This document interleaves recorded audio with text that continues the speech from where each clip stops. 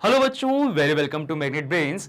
मेरा नाम है राहुल गुरुंग और आज हम लोग यहां पर सॉल्व करने वाले हैं अमाइन चैप्टर का टेस्ट पेपर नंबर 2। ठीक है, ये सारे के सारे टेस्ट पेपर आप लोगों के लिए स्पेशली बनाए गए हैं और सभी के सभी one of the most important question को कंटेन करते हैं, जो आपको कॉन्सेप्ट लेवल पर, जिसमें कि क्या होता है कि देखो कॉन्सेप्चुअल लेवल बहुत इंपॉर्टेंट है क्योंकि फाइनल एग्जामिनेशन होगी, उसके अलावा जो कॉम्पिटिटिव एग्जामिनेशन होगी, उन सभी में ये सारे क्वेश्चन बहुत ज्यादा काम आते हैं। तो कृपया रट्टा मार क्वेश्चंस को छोड़ के अब हम लोगों को कॉन्सेप्ट के ऊपर ज्यादा फोकस करना है, क्योंकि केमिस्ट्री एक ऐसा सब्जेक्ट है जहां पर आप लोगों को थ्योरी में बहुत ज्यादा स्ट्रांग होना पड़ता है। अगर आपकी थ्योरी कमजोर है तो यह ध्यान रखना कि कभी भी केमिस्ट्री के पेपर को सॉल्व नहीं किया जा सकता। ठीक है, ये मैथमेटिक्स या फिजिक्स नहीं है जहां पर आपने फॉर्मूला लगाया और क्वेश्चन को सॉल्व कर दिया। यहां पर आपको थ्योरेटिकल लेवल पे बहुत स्ट्रांग होना पड़ेगा, कॉन्सेप्ट सारे क्लियर होने पड़ेंगे। ठीक है जी, चलिए तो हम लोग यहां पे टेस्ट पेपर 2 स्टार्ट करते हैं। टेस्ट पेपर 2 पे पहला ही क्वेश्चन हमारे पास है, बहुत ही प्यारा क्वेश्चन दे के रखा हुआ है। One of the most important concept होता है ये। ठीक है, one of the most important concept है यहां पे, क्योंकि यहां ऑर्थोमेटा पैरा डायरेक्टिव की बात की जाएगी। अब देखो क्वेश्चन क्या बोलता है, डायरेक्ट नाइट्रेशन ऑफ एनिलीन। आपको क्या करना है, यहां पर एनिलीन का नाइट्रेशन करवाना है। ठीक है, yields significant amount of meta derivative. तो आपको यहां पर क्या मिलता है, मेटा डेरिवेटिव मिलता है। अब यहीं से क्वेश्चन कंफ्यूज वाला हो गया। आप लोग को पता है कि बेंजीन की रिंग में नाइट्रेशन करवाने पे, जो कि एक इलेक्ट्रोफिलिक सब्स्टिट्यूशन रिएक्शन है, तो वहां पे ऑर्थो और पैरा जो होते हैं वो ज्यादा मिलना चाहिए, पर यहां पर क्या मिल रहा है, एक significant amount of meta derivative मिल रहा है। अब बोलता है to obtain more para nitro derivative. अगर यहां पर और ज्यादा आपको पैरा नाइट्रो डेरिवेटिव ग्रुप चाहिए, वन और more of the below can be done. तो इन चारों में से क्या मिलाया जा सकता है। ठीक है जी, पहला वाला तो ऑल ऑफ दिस है, बी सी और डी, ये तीन में से और ऐसा क्या मिलाना है कि आप मेटा डायरेक्टिव का अमाउंट कम करके पैरा डायरेक्टिव इसे बना दो। ठीक है जी, क्वेश्चन हमारे पास में ये है। अब जरा समझो, ऑब्वियस बात है क्वेश्चन अभी पहली बार में समझ में नहीं आया होगा अगर तुम लोगों ने रेगुलर लेक्चर नहीं देख के रखे हैं। रेगुलर लेक्चर में स्पेशली वहां पर भी मैंने इस पॉइंट को बहुत इंपॉर्टेंटली समझाया है। ठीक है जी, क्योंकि इसको क्या कहा जाता है, प्रोटेक्शन ऑफ नाइट्रोजन ग्रुप करके कहा जाता है। ये कॉन्सेप्ट वहां पर भी बताया है। अब जरा समझना क्वेश्चन एक्चुअली में बोलना क्या चाह रहा है। क्वेश्चन ये बोलता है कि अगर आपके पास में कोई एनिलीन रखा है, तो एनिलीन क्या होता है, बेंजीन के ऊपर NH2 ग्रुप होता है यहां पर ऐसा।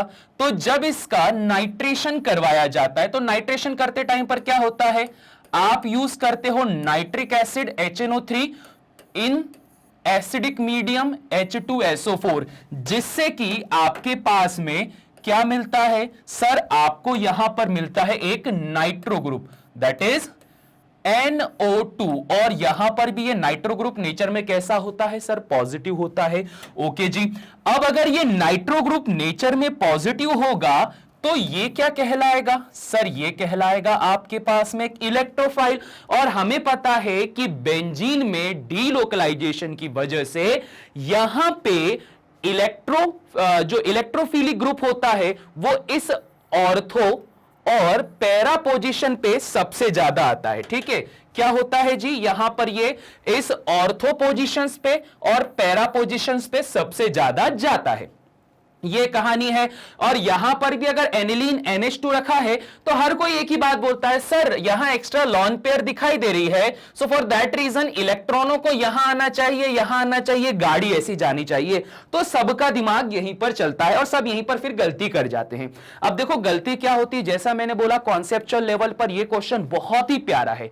अब यहां होता क्या है, अगर तुम सीधे प्रोडक्ट की बात करो तो पैरा तो हर सिचुएशन पे बनता ही है। तो यहां पर क्या हो जाएगा कि ये आपके पास में रहेगा एनिलीन, जहां पर रहेगा NH2 ग्रुप इधर, और इस पैरा पोजीशन पे पहले तो क्या लग जाएगा, NO2 ये लग जाएगा। फिर उसके बाद अगर आप बात करते हो तो एक जो आप लोगों ने पढ़ के रखा हुआ है वो ऑर्थो वाली पोजीशन, तो वो क्या हो जाएगी, यहां पर NH2 और यहां पर क्या हो जाएगा, यहां पर NO2। तो ये हो गया हमारे पास में पैरा सब्स्टिट्यूशन, ये हो चुका है ऑर्थो सब्स्टिट्यूशन। अब यहां पर गजब की बात ये होती है कि जो पैरा सब्स्टिट्यूशन है ये यहां पर कितना हो जाएगा, 52% हो जाएगा। ठीक है, ये ऐसी कुछ कहानी रहती है, बड़ी ही शानदार सी चीज है। 52% यहां पर पैरा सब्स्टिट्यूशन हो जाएगा, 1% भर ऑर्थो सब्स्टिट्यूशन होता है, जबकि ऑर्थो को ज्यादा होना चाहिए।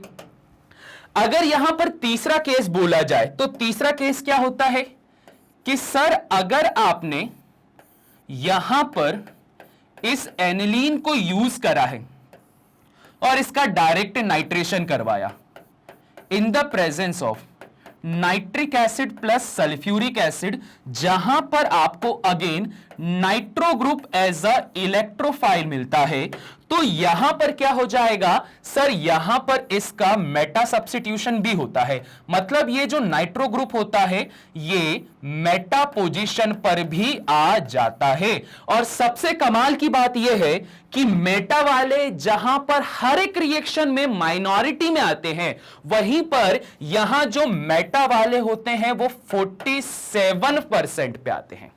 ठीक है जी, है ना कमाल की बात कि जो मेटा वाले हैं वो 47% पे आ रहे हैं। उससे ज्यादा स्टेबल जो आपका पैरा और ऑर्थो है, तो ऑर्थो तो बिल्कुल 1% पे आ गया। अब ऐसा क्यों हुआ, और अगर ऐसा हुआ है तो आपको यहां पर क्वेश्चन ये पूछ रहा है कि ये जो 47% बन रहा है इसको कम करो और इसको कम करके यहां 52% की जो वैल्यू है उसको इंक्रीज करो। तो उसे इंक्रीज करने के लिए यहां पर किसको मिलाया जाए जिससे कि वो 47% मेटा वाला कम हो जाए और उसकी जगह पर पैरा वाला बढ़ जाए। ठीक है, चलिए जी समझना। अब देखो सिचुएशन क्या होती है यहां पे। सिचुएशन यहां पर बहुत ही आसान है और वो सिचुएशन आपको यह बोलती है कि सर यहां पर इसका कम बनने का पहली बात तो रीजन ये है कि आपके पास में दो हाईली इलेक्ट्रोनेगेटिव ग्रुप प्रेजेंट है। यहां पर अमाइन ग्रुप प्रेजेंट है, यहां नाइट्रो ग्रुप प्रेजेंट है, और इन दोनों की वजह से यहां पे बहुत ही ज्यादा आपको हाई स्टेरिक हिंड्रेंस देखने को मिलता है। ठीक है जी, क्या होता है, बहुत ही ज्यादा हाई स्टेरिक हिंड्रेंस देखने को मिलता है। स्टेरिक हिंड्रेंस अगर ज्यादा होता है तो स्टेरिक हिंड्रेंस का मतलब क्या कि यहां भी नेगेटिव, यहां भी नेगेटिव, इधर भी बहुत सारा इलेक्ट्रॉन क्लाउड, इधर भी बहुत सारा इलेक्ट्रॉन क्लाउड। तो जब जब स्टेरिक हिंड्रेंस बढ़ता है तो जो मॉलिक्यूल है इसके अंदर अनस्टेबिलिटी बढ़ती जाती है। तो इस वजह से क्या हो जाएगा कि सर जो आपका यहां पे ऑर्थो ग्रुप है ये हाईली अनस्टेबल है। क्यों? Because of high steric hindrance. अगर कोई अनस्टेबल होता है तो उसका जो परसेंटेज होता है वो सबसे क्या हो जाता है, कम हो जाता है। ठीक है जी, ये कहानी है। तो ये तो पहली बात समझ में आई। अब बात आती है कि सर अगर ये कम हो गया तो ये क्यों ज्यादा हो गया। इसके 47% बनने का रीजन क्या है, तो रीजन भी बता देता हूं। अब देखो रीजन क्या होता है, नाइट्रिक एसिड और सल्फ्यूरिक एसिड को जब तुम मिलाते हो तो ऐसा तो है नहीं कि तुमको सीधे सीधे HNO3 मिल जाता है। सल्फ्यूरिक एसिड में से आपको कहीं ना कहीं H पॉजिटिव भी मिलता होगा, और बस यही यहां पर समस्या की जड़ है। अगर आप नाइट्रिक एसिड और सल्फ्यूरिक एसिड को मिलाकर नाइट्रो ग्रुप बनाते हो तो ध्यान रखना कि वहां पर H पॉजिटिव भी मिलता है। अगर आपको यहां पर H पॉजिटिव मिला, नाइट्रोजन के ऊपर दिखाई दे रही है लॉन पेयर, तो सल्फ्यूरिक एसिड का जो H पॉजिटिव होता है ना, इस अमाइन ग्रुप के नाइट्रोजन के लॉन पेयर के ऊपर करता है अटैक। जैसे ही इसने यहां पर अटैक करा तो इसके अटैक करने की वजह से क्या हो जाएगा कि जो कंपाउंड होगा ना वो कैसा बनेगा सर, ये कुछ ऐसा बन जाएगा NH3, और इसके ऊपर क्या आ जाएगा, पॉजिटिव चार्ज। ओके जी, अब खुद सोचो, अगर इसके ऊपर पॉजिटिव चार्ज आया तो इस वजह से जो आपका NH3 पॉजिटिव है, ये NH3 पॉजिटिव पता है क्या बन गया, ये जो आपके पास में NH3 पॉजिटिव है, ये एक बहुत ही खतरनाक चीज बन चुका है जिसको हम यहां पर बोलते हैं इलेक्ट्रॉन विड्रॉइंग ग्रुप। ये क्या बन चुका है? EWG, electron withdrawing group. तो पता है ये जो NH3 पॉजिटिव है, अब ये बेंजीन की रिंग से इलेक्ट्रॉन बाहर की तरफ खींचेगा। यही तो इसके अंदर खासियत होती है। ये रहा आपके पास में NH3 पॉजिटिव, ये रही आपके पास में बेंजीन की रिंग। तो अब ये जो आपके पास इलेक्ट्रॉन विड्रॉइंग ग्रुप है, ये इलेक्ट्रॉनों को बाहर की तरफ खींचेगा। जब जब इलेक्ट्रॉनों को बाहर की तरफ खींचा जाता है तो -R या -M इफेक्ट होता है, नेगेटिव रेजोनेंस या नेगेटिव मेसोमेरिक इफेक्ट यहां पर जनरेट होता है। अगर इसने इलेक्ट्रॉन खींचे तो बदले में क्या होगा? यहां पर भी वैलेंसी को वहां सेटिस्फाइड करना पड़ेगा। तो ये जो इलेक्ट्रॉनों की डेंसिटी है वो कहां पर आ जाती है सर? वो आ जाती है मेटा पोजीशन पे। जब जब यहां पर ऐसी सिचुएशन होती है ना कि इलेक्ट्रॉनों को खींचा जाएगा तो इलेक्ट्रॉनों की डेंसिटी कहां पे बढ़ जाती है? मेटा पोजीशन पे बढ़ जाती है। अगर इलेक्ट्रॉन डेंसिटी मेटा पोजीशन पर बढ़ी है तो अब अगर आपने यहां पर नाइट्रो ग्रुप का सब्स्टिट्यूशन करा तो साफ दिखाई दे रहा है कि सर जो नाइट्रो ग्रुप है वो कहां चले जाएगा? वो चले जाएगा मेटा पोजीशन पे। तो इस वजह से यहां पर 47% मेटा आपको दिखाई देता है। पहला केस तो ये है, ये समझ लो अच्छे से कि ऑर्थो यहां पर कहानी ये है कम बनने की, क्योंकि हाई स्टेरिक हिंड्रेंस है। यहां पर मेटा बनने की कहानी इसी वजह से है क्योंकि यहां पर एसिडिक हाइड्रोजन जो होता है एनिलीन ग्रुप को कन्वर्ट कर देता है NH3 पॉजिटिव, एक इलेक्ट्रॉन विड्रॉइंग ग्रुप जिससे -R -M इफेक्ट जुड़ता है, जिस वजह से इलेक्ट्रॉन डेंसिटी मेटा पोजीशन पर बढ़ती और इलेक्ट्रोफाइल ग्रुप NO2 पॉजिटिव कहां अटैक करता है? इस मेटा पर अटैक करता है। तो ऐसी कुछ कहानी होती है। अब आपको क्या करना है? इसी को बचाना है। यहां पर जो मेटा डेरिवेटिव यहां बना हुआ है तो इसी को बचाना है, और इसको बचाने के लिए अब क्या किया जाएगा या क्या मिलाया जाएगा वो देखा जाता है। तो देखिए, इसको बचाने के लिए मिलाया जाता है एसिड एनहाइड्राइड। समझना किस तरह से, 4 ऑप्शन दिए हुए थे ना, increasing temperature, nitration reaction, acetic anhydride. तो इसका सही आंसर क्या होता है? एसिटिक एनहाइड्राइड होता है। अब देखो यहां सिचुएशन क्या होगी, बड़ी आसान है। यहां पर आपके पास में रखा हुआ है एनिलीन, ऐसा ऐसा ऐसा ऐसा, और यहां पर रखा हुआ है NH2, ये एनिलीन ग्रुप है, ठीक है। अब इस एनिलीन ग्रुप के साथ में क्या होता है कि जब कभी भी आप यहां एसिटिक एसिड मिला देते हो तो वो होता है मेरे पास में CH3, C double bond O, यहां पर oxygen, C double bond O and CH3। इसको क्या कहा जाता है? एसिटिक एनहाइड्राइड कहा जाता है। अब इस एसिटिक एनहाइड्राइड की खासियत यह होती है कि यहां बीच वाले ऑक्सीजन से एक इलेक्ट्रॉन लेकर खुद को नेगेटिव बनाता है और दूसरा वाला क्या बन जाता है सर? यहां पे पॉजिटिव बन जाता है। अब देखना, इसके बाद में ऑब्वियस बात है कि जो पॉजिटिव वाला होगा वो किसको अप्रोच करने की कोशिश करेगा? नाइट्रोजन को अप्रोच करने की कोशिश करता है। अब देखो यहां पर क्या होने वाला है, समझना जरा। देखो, कार्बन जिसमें पॉजिटिव चार्ज आया है उसको उठाकर यहां लेकर जाओ, क्योंकि ऑब्वियस बात है नाइट्रोजन के पास में लॉन पे रखी है तो पॉजिटिव भागेगा किसके पास में? इलेक्ट्रॉनों के पास में। चलो भाग कर गया। जैसे ही वो यहां पर भाग कर जाएगा तो यहां भाग कर जाने पर यहां इसे दिखाई देगा कि सर एक हाइड्रोजन को हटा दो, ठीक है। नाइट्रोजन को बैलेंस करना है ना, तो आपने क्या करा है? एक हाइड्रोजन को यहां से रिमूव कर दिया, तो आपके पास में सिर्फ एक हाइड्रोजन बच जाएगा और आगे की तरफ बचेगा C double bond O and CH3, ये ऐसा कुछ ग्रुप बच जाएगा। अब यहां पे देखा गया तो यहां पर पिछली बार वाली जो समस्या थी ना वो दूर हो गई। पिछली बार वाली समस्या क्या थी कि जब कभी भी आप नाइट्रेशन करवाते थे तो ये एसिड अटैक इस एनिलीन पर होता था जिससे इलेक्ट्रॉन विड्रॉइंग ग्रुप बन जाता था। अब ये एसिड अटैक क्यों होता था? क्योंकि नाइट्रोजन के पास यहां लॉन पेयर रखी हुई होती है। अब समस्या क्या हो गई यहां पर? दूर, क्योंकि आपने जैसे ही एसिटिक एनहाइड्राइड के साथ रिएक्शन करवाई है तो यहां पर जो नाइट्रोजन की लॉन पेयर है जो पहले फ्री बैठी हुई थी, अब हमने इसको क्या कर दिया, इसको इंगेज कर दिया। कैसे इंगेज करा सर? बहुत आसान है। आपने यहां पर धोखेबाज ऑक्सीजन को मिलाया है। ये धोखेबाज ऑक्सीजन क्या करता है, ये धोखेबाज ऑक्सीजन इलेक्ट्रॉन लेता है, जिससे खुद को नेगेटिव कर लेगा, कार्बन को पॉजिटिव कर लेगा। अगर इसने कार्बन को पॉजिटिव कर लिया तो ये जो नाइट्रोजन की लॉन पेयर है वो कहां पर आ जाएगी, यहां पर आ जाएगी।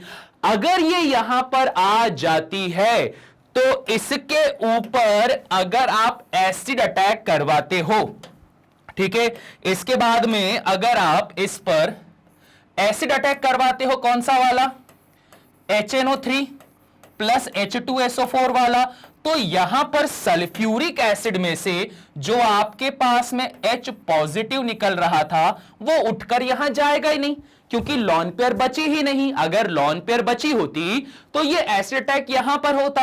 अगर एसिड अटैक यहां पर होता तो ये मेटा डायरेक्टिव बन जाता। बट ऑब्वियस बात है कि सर इस एसिटिक एनहाइड्राइड के मिलाने की वजह से नाइट्रोजन के लॉन पेयर को इंगेज कर दिया गया, जिस वजह से एसिड अटैक पॉसिबल नहीं हो पाता है। और इस पूरी घटना को कहा जाता है protection of aniline by acetic anhydride. ठीक है, यह सिचुएशन हो गई। एसिटिक एनहाइड्राइड के साथ में आपने इसको प्रोटेक्ट करवा दिया। अब क्या होगा आगे सर? बहुत आसान है। अगर मेटा डायरेक्टिव नहीं बन पाएगा तो ऑब्वियस बात है इसको क्या बनना पड़ेगा सर? इसको बनना पड़ेगा पैरा डायरेक्टिव। तो आपका नाइट्रेशन करवाने पर ये NO2 पोजीशन पे जाएगा, ये एज इट इज रहने दो, C डबल बॉन्ड O और CH3। कुछ भी एक्स्ट्रा काम नहीं है यहां पर, जस्ट सिंपली इसको ब्रेक डाउन कर सकते हैं, दोबारा से रिडक्शन करवा दो। कार्बन वाला जो कार्बोक्सिलिक एसिड वाला है, यहां पर जो आपको कार्बोनिल ग्रुप वाला दिखाई दे रहा है ना, C डबल बॉन्ड O, वापस से रिडक्शन करवा देना, ये हट जाएगा और NH2 ग्रुप यहीं का यहीं आ जाएगा। कोई बड़ी चीज नहीं है, वापस आपके पास में वो फॉर्म हो जाएगा। बस करना क्या था आपको, यहां पे नाइट्रो ग्रुप को जोड़ते टाइम पर पैरा डायरेक्टिव होने से बचाना है। तो पैरा डायरेक्टिव होने से कैसे बचाया जाता है? जब कभी भी आप इस पे एसिटिक एनहाइड्राइड मिलाते हो तो प्रोटेक्शन ऑफ एनिलीन हो जाती है, बिकॉज इस लॉन पेयर को आपने इंगेज कर दिया है। तो बस इतनी सी कहानी होती है। और अगर इतनी सी कहानी है तो इसका मतलब सही आंसर कौन सा हो जाएगा सर? सही आंसर हो जाएगा डी वाला, रिएक्टिंग विथ एसिटिक एनहाइड्राइड। ठीक है जी, क्लियर हो गई बात। क्वेश्चन थोड़ा सा लंबा है, भले ही एमसीक्यू में आया है, पर मैंने पहले ही बोल दिया था आईएमपी है। एक अलग से एक्सेप्शनल केस की तरह आप इसको समझ सकते हो, जहां पर आपने देखा कि पैरा बनता है वो तो मेजर ही होता है। ऑर्थो की बात की जाए सबसे कम बन रहा था, बट यहां मेटा डायरेक्टिव आपके पास में बिल्कुल भयंकर 47% तक चली गई बात। ठीक है जी, चलिए जरा इसका स्क्रीनशॉट लीजिए। अब देखो, इसका भी स्क्रीनशॉट ले लो। एंड नाउ इसका। ठीक है, क्लियर हो गई बात। बहुत ही प्यारा क्वेश्चन है, और अगर आ गया तो जीवन में तुम्हारे मजे हो जाएंगे, बड़े वाले मजे हो जाएंगे, अगर जिसने भी ढंग से कॉन्सेप्ट नहीं पढ़ के रखा है। इसलिए लेक्चर के शुरुआत में मैंने बोल दिया था कॉन्सेप्ट पढ़ना बहुत ज्यादा जरूरी हो जाता है। ठीक है, अगला क्वेश्चन, बच्चों वाला क्वेश्चन, बहुत ही सिंपल, बहुत ही सिंपल, बहुत ही बच्चों सरी का क्वेश्चन है। The following amine can be classified as, इसको किस तरह से क्लासिफाई किया जाएगा इस अमाइन को? बताओ जी, कैसे बच्चों वाले क्वेश्चन पूछते हैं। यहां साफ दिखाई दे रहा है कि नाइट्रोजन के साथ 2 हाइड्रोजन है, और यहां पर आपके पास में जुड़ा हुआ है ये कार्बन वाला ग्रुप। ठीक है, इसके साथ में एक हाइड्रोजन है और 2 इथाइल ग्रुप प्रेजेंट है, C2H5 इधर, C2H5 इधर। तो नाइट्रोजन के साथ में एक ही कार्बन जुड़ा हुआ है, सो फॉर दैट रीजन ये क्या हो जाएगा? एक प्राइमरी अमाइन हो जाएगा। ठीक है, बच्चों वाला क्वेश्चन था, इजीली पता चल गया सर ये प्राइमरी अमाइन है, दैट्स इट। चलिए जी, तो फिर इसको हटा के हम बढ़ते हैं आगे। ठीक है, क्वेश्चन नंबर 3 बोलता है कि आपने हीटिंग ए अब वो उन्होंने क्या कर दिया, मिस कर दिया है वहां पर कि बोले भैया जो n है वो क्या है वही बताओ, और वहां पर आगे डैश लगा दिए हैं, result in the Cope elimination. तो यहां पर इन्होंने कॉप एलिमिनेशन के बारे में पूछ के रखा हुआ है। तो चलिए जी समझ लेते हैं कि यहां पर कॉप एलिमिनेशन वाली रिएक्शन हो रही है और उसमें करना क्या है। अब देखो कॉप एलिमिनेशन में होता क्या है, मैं डायरेक्ट ही बता देता हूं, क्योंकि यहां पर ऐसा कोई सस्पेंस वाली बात तो है नहीं कि यहां पर ये कर रहे हैं वो कर रहे हैं। अब यहां पर डायरेक्ट नेमिंग रिएक्शन आ गई है। तो बेसिकली कॉप एलिमिनेशन में होता क्या है कि यहां पर अगर आपके पास में कोई 3 डिग्री अमाइन होता है, ठीक है, 3 डिग्री अमाइन होता है, और कौन सा वाला अमाइन आपके पास में, अमाइन ऑक्साइड होना चाहिए। तो अगर आपके पास में 3 डिग्री वाला कोई अमाइन ऑक्साइड होता है तो इसके अंदर जो बीटा हाइड्रोजन होता है इसका एलिमिनेशन परफॉर्म होता है, और अगर यहां पर एलिमिनेशन परफॉर्म होता है तो आपके पास में क्या बनता है, एज अ रिजल्ट अल्कीन बन जाता है। ठीक है, तो बस इतनी सी कहानी है कॉप एलिमिनेशन की। अब देखो ऑब्वियस बात है, इतनी कहानी है, आंसर वैसे आपके पास बी वाला है, पर रिएक्शन में हो क्या रहा है वो भी जरा समझ लेते हैं। सपोज मेरे पास में कोई कंपाउंड रखा हुआ है, दैट इज आर यहां पर हमने बना दिया ग्रुप ऐसा, और यहां पर ऐसा, ये क्या कहलाएगा आपके पास में, ये आपके पास में बॉन्ड लाइन डायग्राम कहलाएगा। ठीक है जी, ऐसी कंडीशन आ गई। यहां पर बनाया मैंने नाइट्रोजन जिसके साथ में यहां पर 2 मिथाइल ग्रुप प्रेजेंट हैं, और एक यहां पर ऑक्सीजन ग्रुप प्रेजेंट है जिसको हम क्या बोल रहे हैं, ऑक्साइड अमाइन बोल रहे हैं। तो यहां पर आएगा negative charge with a lone pair. अब देखो नाइट्रोजन की बात की जाए, नाइट्रोजन जिस कार्बन से जुड़ा हुआ है ये हो गया अल्फा, तो ये हो चुका है बीटा। अब क्या होगा, इस बीटा कार्बन पे एक हाइड्रोजन रखा होगा जिसको कहा जाता है बीटा हाइड्रोजन। अब यहां पर कहानी ये होती है कि ये जो बीटा हाइड्रोजन होता है, ये या जो बीटा कार्बन होता है, इस हाइड्रोजन से इलेक्ट्रॉन लेता है, जिस वजह से ये कन्वर्ट हो जाता है H पॉजिटिव में, और H पॉजिटिव में कन्वर्ट होकर ये इस ऑक्सीजन को अप्रोच करता है। ठीक है, अगर ये यहां पर इस तरह से ब्रेकडाउन होगा तो बदले में क्या होगा, ये जो नेगेटिव वाले इलेक्ट्रॉन है ना वो कहां चले जाएंगे, यहां पे चले जाएंगे। और आप खुद सोचो, नाइट्रोजन के साथ में आपने वैलेंसी को ऐसा बना के रखा हुआ है, तो अब क्या होगा सर, ये वाला बॉन्ड यहां से ब्रेक हो जाएगा और नाइट्रोजन अपनी 3 वैलेंसी और एक लॉन पेयर को लेकर बैठ जाएगा। ऐसी कुछ सिचुएशन होगी। तो क्या हुआ, हाइड्रोजन यहां गया, और ये सब कब हो रहा है, जब आप इसको हीट करते हो 150 डिग्री सेंटीग्रेड, गर्म कर देते हो। जो नॉर्मली क्या करा, गर्म करा, गर्म करने पर अब ये यहां गया, यहां हाइड्रोजन निकला, इसके ऊपर नेगेटिविटी आई थी और ये नेगेटिविटी उसने यहां पर फेंक दी, तो यहां पर एक डबल बॉन्ड का फॉर्मेशन हो जाएगा और यहां से बॉन्ड ब्रेक हो जाएगा। तो कंपाउंड क्या मिलेगा आपको, यहां मिल जाएगा R, और यहां पर ये देखो डबल बॉन्ड अल्कीन मिल जाएगा। नाइट्रोजन वहां से छूट गया, क्या मिल रहा है, nitrogen with a lone pair, एक मिथाइल ग्रुप आपके पास इधर, एक मिथाइल ग्रुप इधर, और इधर क्या हो जाएगा, हाइड्रोक्सी हो जाएगा। तो ये क्या कहलाएगा, N, डाई मिथाइल कहला जाएगा, और उसके बाद में क्या है, हाइड्रोक्सी है। तो यहां पर ऐसी कुछ सिचुएशन होगी। तो बस ध्यान रखना, ये क्या होती है आपके पास में कॉप एलिमिनेशन, जब 150 डिग्री सेंटीग्रेड पर बीटा हाइड्रोजन एलिमिनेट करवा दिया जाता है। तो सही आंसर मैं वैसे भी बता चुका था कि बी वाला है, तो ऐसी कुछ सिचुएशन है। चलिए जी इसका भी स्क्रीनशॉट लीजिए। ठीक है जी, चलिए ये क्वेश्चन भी हो चुका है, डन। बढ़ते हैं अगले क्वेश्चन की तरफ। क्वेश्चन नंबर 4 आपको यहां पर ये बोलता है कि अगर आपके पास में कोई एक अमाइड है, ठीक है, अमाइड जो है वो आपको प्रोपेनेमाइन बनाकर दे रहा है, किससे, हॉफमैन ब्रोमेमाइड डिग्रेडेशन से। तो हॉफमैन ब्रोमेमाइड डिग्रेडेशन किसका होता है, हैप्पी बर्थडे रिएक्शन, हम लोग पहले भी पढ़ चुके हैं। इस हैप्पी बर्थडे रिएक्शन के अंदर हम लोगों ने क्या कहानी देखी थी सर, बहुत आसान था कि आपने यह सिखाया था कि जब कभी भी आपके पास कोई अमाइड ग्रुप हो, अमाइड ग्रुप मतलब क्या, ऐसा कार्बन जिस पे डबल बॉन्ड ऑक्सीजन भी हो और NH2 ग्रुप भी हो, तो यह क्या कहलाता है, अमाइड ग्रुप कहलाता है। तो इस अमाइड ग्रुप में जब कभी भी मैं ब्रोमीन और सोडियम हाइड्रोक्साइड को मिला देता हूं, तो इन्हें मिलाने पर क्या होता है, सबसे पहले तो आपके पास में कुछ कंपाउंड्स बनेंगे। पहला कंपाउंड क्या बन जाएगा सर, सोडियम ब्रोमाइड, NaBr बन जाएगा। उसके अलावा आपके पास में बन जाएगा यहां पर Na2CO3, ठीक है जी, ये वाली कहानी बन जाएगी।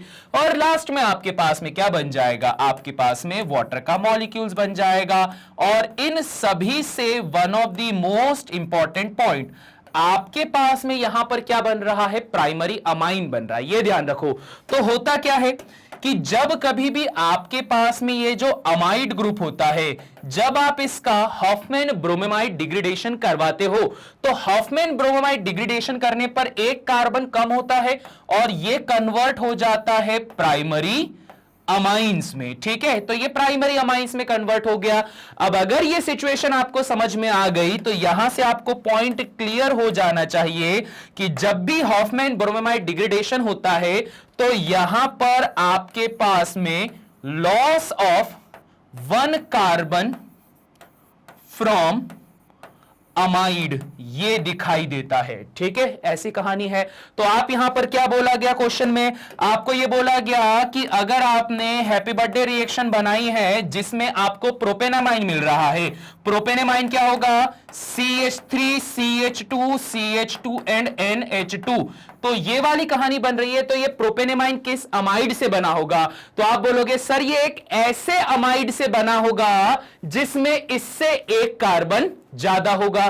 तो एक ज्यादा कार्बन मतलब क्या होना चाहिए, CH3 CH2 CH2 C double bond O and NH2, 4 carbon है, क्या नाम रखा जाएगा, मेथ इथ प्रोप ब्यूट, ब्यूटेनेमाइड रखा जाएगा इसका नाम। तो क्या हो जाएगा सही आंसर, सही आंसर हो जाएगा सी वाला। क्लियर हो गई बात, इजी है, क्या बना, ब्यूटेनेमाइड बना। कैसे बना, ऐसे बना, हैप्पी बर्थडे रिएक्शन के थ्रू। तो याद रखना कि इस पूरे अमाइन चैप्टर में हॉफमैन ब्रोमेमाइड डिग्रेडेशन कंफर्म रूप से तुम लोगों से पूछा ही जाएगा। चलिए जी, अब इसका भी स्क्रीनशॉट लीजिए।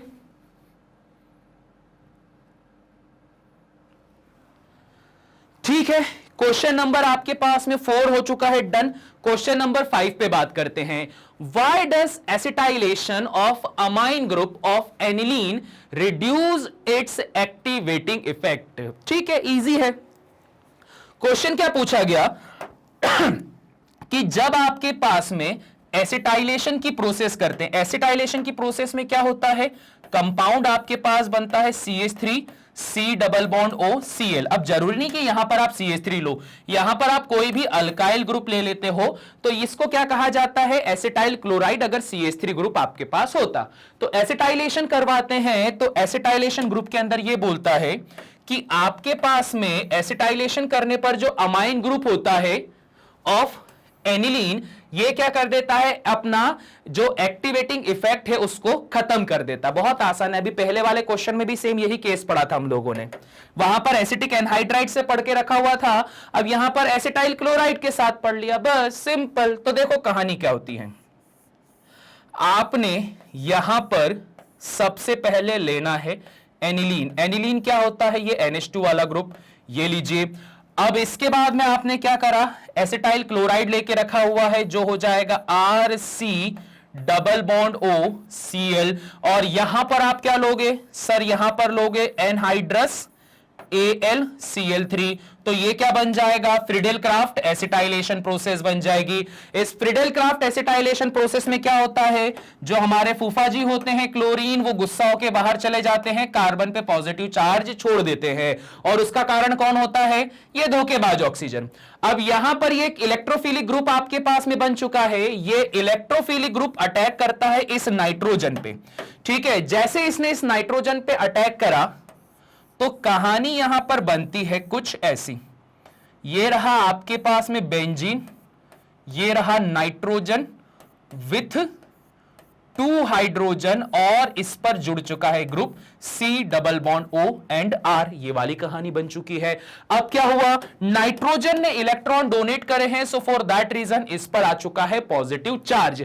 नाइट्रोजन पे पॉजिटिव नहीं रहता है तो हाइड्रोजन कुर्बानी देता है, हाइड्रोजन ने कुर्बानी दी तो बाहर निकल गया H पॉजिटिव। बदले में आपके पास फाइनल कंपाउंड क्या बना? सर आपके पास में फाइनल कंपाउंड आपको कुछ ऐसा दिखाई देगा, नाइट्रोजन विथ ए हाइड्रोजन और यहां पे कार्बोनिल ग्रुप और यहां पर क्या आया? CH3। ऐसी कुछ कहानी बन चुकी है। अब बोला जाएगा कि सर ये एक्चुअली में क्या है? ये आपके पास में nth पोजीशन पे फिनाइल जुड़ा हुआ है, 2 कार्बन है तो एसिटामाइड बन जाएगा। ठीक है, ये कहानी है। अरे यार मैं CH3 बार बार क्यों लिख दे रहा हूं? जरूरी थोड़ा ना है CH3 आए, कुछ भी आ सकता है, इसलिए R लिखो। तो इसको क्या कहा जाता है? इसको कहा जाता है nth पोजीशन पे जुड़ा हुआ है फिनाइल, तो ये कहलाएगा N फिनाइल। और आपके पास अल्काइल ग्रुप जुड़ा है, मुझे नहीं पता क्या है वो, मिथाइल है, इथाइल, प्रोपाइल है, तो इसलिए मैंने लिख दिया अल्काइल। और अल्काइल के साथ ये अमाइड ग्रुप है तो मैंने यहां पर लिख दिया अल्काइल अमाइड, ये ऐसा लिख दिया। अब ये ध्यान रखो कि नाइट्रोजन की रिएक्टिविटी इस बात पर डिपेंड करती है कि यहां पर सर इसके लॉन पेयर फ्री होने चाहिए। अगर ये लॉन पेयर फ्री होंगे रिएक्शन करने के लिए तो ये क्या करता है? हर किसी के साथ में रिएक्शन करेगा। बट यहां पर जब आप इसका एसिटाइलेशन कर देते हो तो एसिटाइलेशन करने पर सबसे पहले इसी को पकड़ा जाता है। क्या बोला जाता है? बोला जाता है कि नाइट्रोजन के पास रखे हुए लॉन पेयर बहुत फुदक रहे थे तो सबसे पहले इसी को बैलेंस कर दिया जाए। कैसे बैलेंस होगा? बहुत आसान है, अब भी देखा था। कार्बन डबल बॉन्ड ऑक्सीजन, ये कार्बोनिल ग्रुप में ऑक्सीजन तो होता ही है धोखेबाज। अगर ऑक्सीजन धोखेबाज है तो यहां कार्बन के ऊपर क्या आ जाती है? पॉजिटिविटी। अगर कार्बन पे पॉजिटिविटी आई तो ये नाइट्रोजन यहां पर आकर अपने इलेक्ट्रॉन को डोनेट कर देता है। तो इस सिचुएशन पे क्या होगा? सर इस सिचुएशन पे अब आपको यहां पे रेजोनेंस दिखाई देगा। और मैंने पहले ही बोला था अगर रेजोनेंस आता है तो मुंह तो कोई चला ही नहीं सकता, क्योंकि सबसे ज्यादा प्रायोरिटी रेजोनेंस इफेक्ट को ही दी जाती है। ये रहा nitrogen with an hydrogen, doubly bonded carbon, यहां पर आया ऑक्सीजन और यहां पर क्या आया? एक अल्काइल ग्रुप आ गया। तो यहां पर क्या हुआ? रेजोनेंस परफॉर्म हुआ। इस रेजोनेंस की वजह से क्या हो गया? नाइट्रोजन के लॉन पेयर डीएक्टिवेट हो चुके हैं। ठीक है, क्या बोला गया कि यहां पर इस रेजोनेंस की वजह से क्या हुआ? लॉन पेयर ऑफ नाइट्रोजन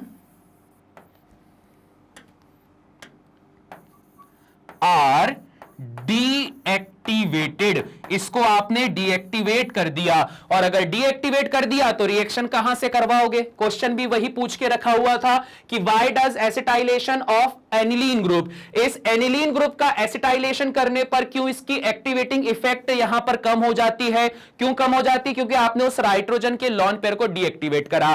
पर किस वजह से डीएक्टिवेट हुए हैं? सर ऑर्गेनिक केमिस्ट्री में हर बार जो जवाब होता है उसी वजह से हुए हैं। तो आंसर क्या होगा? Because of resonance. ठीक है, most of the time organic chemistry में तुमने देखा है जवाब यहीं पर है। तो आंसर तो बहुत सिंपल सा है, एक लाइन का है, पर अगर आपने इतना लिखा तो नंबर पूरे नहीं मिलेंगे। प्रॉपर समझाना पड़ेगा कि किस तरह से एनिलीन पे फ्रिडल-क्राफ्ट एसिटाइलेशन करवाने पर यहां पर ऐसा रेजोनेंस परफॉर्म होता है जिससे नाइट्रोजन के लॉन पेयर को डीएक्टिवेट करना पड़ता है। तो ये प्रॉपर जब समझाओगे ना तब जाकर ही तुम्हें पूरे नंबर मिलेंगे, भले ही ये क्वेश्चन क्यों ना 2 नंबर का आ जाए। 2 नंबर का आएगा, अगर आपने लिख दिया ड्यू टू रेजोनेंस इफेक्ट आपको आधा नंबर मिल जाएगा, 1 नंबर मिल जाएगा। बट अगर यहां पर आप बात करते हो कि सर पूरा एक्सप्लेन करा है इस तरह से, तभी पूरे नंबर मिलेंगे। ठीक है जी, क्लियर हुआ? चलिए अब इसका भी स्क्रीनशॉट लीजिए।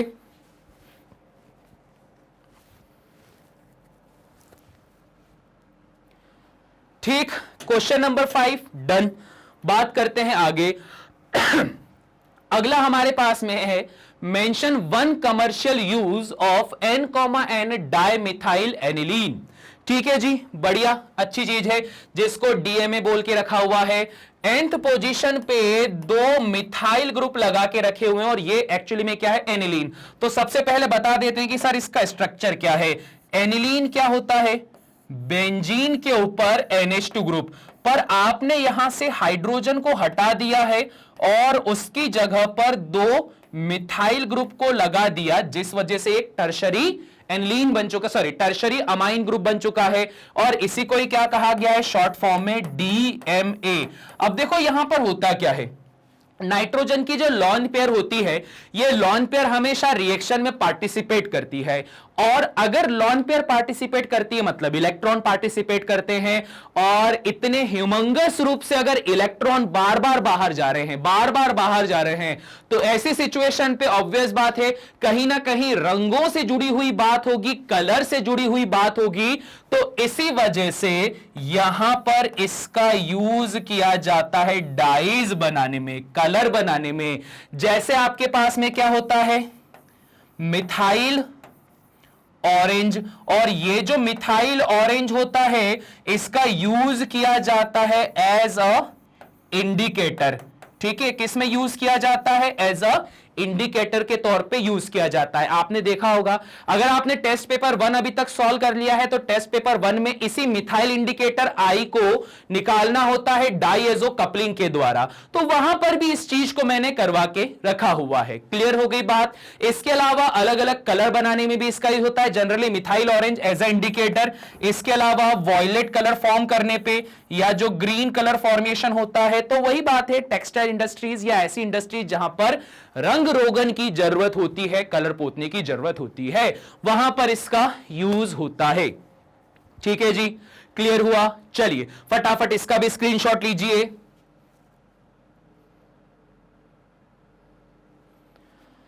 ठीक है, ठीक है। Question number 6 done. Question number 7, right IUPAC name of the following compound and classify it into primary, secondary and tertiary amine. ठीक है, क्या बोल के रखा हुआ है, पहली बात तो जो कंपाउंड का कंडेंस फॉर्मूला आपको दे के रखा हुआ है, तो इसका IUPAC नेम लिखो और बताओ कौन सा अमाइन है। बच्चा कर लेगा, इजी है। ठीक है, कैसे हो जाएगा, आपके पास दिखाई दे रहा है एक नाइट्रोजन ग्रुप ये रखा हुआ है, ये रहा नाइट्रोजन, उसके साथ में एक तरफ रखा हुआ है मिथाइल ग्रुप, फिर उसके बाद में एक तरफ रखा हुआ है आपके पास में इथाइल ग्रुप, और एक और तरफ रखा हुआ है इथाइल ग्रुप। तो 2 इथाइल 1 मिथाइल, और ये क्या है सर, साफ दिखाई दे रहा है 3 कार्बन के साथ जुड़ा हुआ है, इस वजह से ये तो आपके पास में है टर्शरी अमाइन। अब नाम रखा जाए, नाम कैसे रखा जाए सर, बहुत आसान है।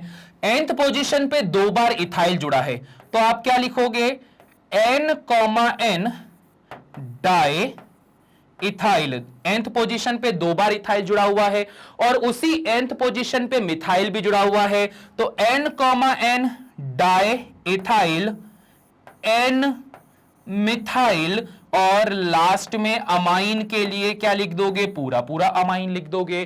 तो N, diethyl, N methyl amine, ये हो जाएगा इसका नाम।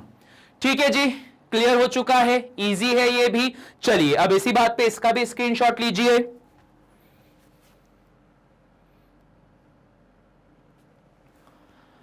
ठीक है, ठीक है। Question number 7 done. Question number 8 की बात करते हैं।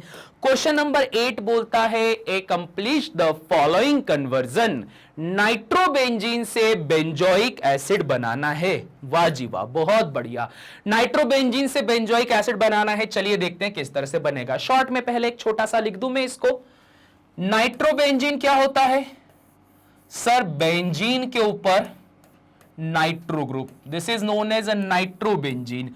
और आपको क्या करना है सर, यहां पर बेंजोइक एसिड बनाना है, दैट इज बेंजीन के ऊपर कार्बोक्सिलिक ग्रुप COOH।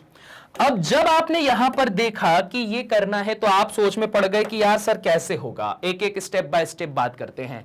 पहले तो नाइट्रो ग्रुप को डीएक्टिवेट करना पड़ेगा, हटाना पड़ेगा। उस नाइट्रो ग्रुप को हटाने के बाद में आपके पास में क्या होगा, ये COOH बेंजोइक एसिड है, तो नाइट्रो पूरा पूरा हटेगा, कार्बन आएगा, और कार्बन आने के बाद में ही सारी कहानी चालू होगी। तो चलिए जी करते हैं सॉल्व, इजी है ये भी।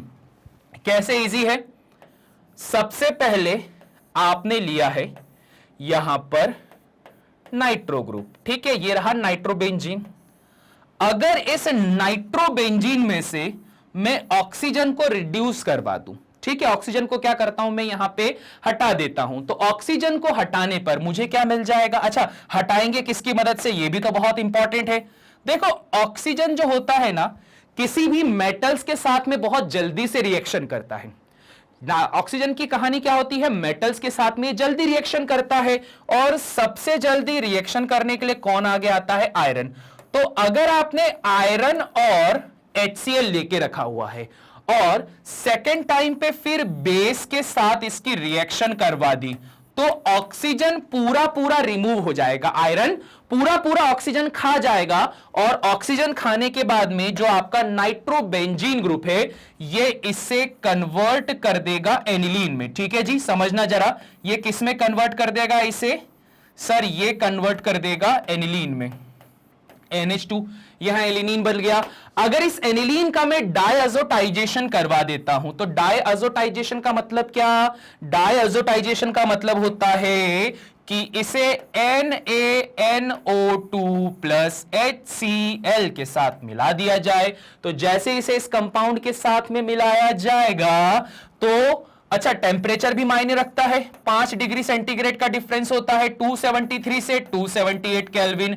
तो जैसे ही आप डायअज़ोटाइजेशन करवा देते हो, डायअज़ोटाइजेशन इसलिए जानबूझ के करवाया जाता है क्योंकि जो डायअज़ोटाइजेशन की प्रोसेस है वो एक ऐसा रिएक्टिव ग्रुप बनाकर देती है जो आगे किसी से भी रिएक्शन करने पर रेडी हो जाता है। तो आपने डायअज़ोटाइजेशन करवा दिया, ठीक है जी, जैसे ही आपने डायअज़ोटाइजेशन करवा दिया आपको क्या मिल गया, N2Cl with this negative and this positive charge, ये मिल चुका है।